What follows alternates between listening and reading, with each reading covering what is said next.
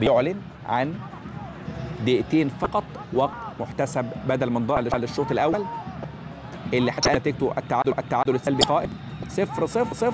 الاسماعيلي وقصه ولضربه ركنيه. يا سلام، حلوه. احمد علي يتقمص شخصيه حسام حسن وباك ورد ولا اروع ولا اجمل. ولكن نقول ايه، العارضه النهارده للمره الثانيه بتتعاطف مع فريق المقصه رغم ان المقصه بيأدي بشكل كبير، ولكن الاسماعيلي بدات هجماته نشتم فيها رائحه الخطوره بقوه، التحام وقوه. ضربه ركنيه اتعملت جميله في ال18. يا سلام يا احمد علي، يقابل بباك ورد ولا اجمل ولا اروع.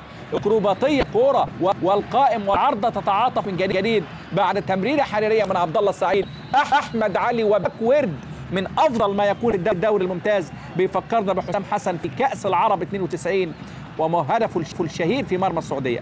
كره حلوه اتعملت جميله، ولكن الحم قوي.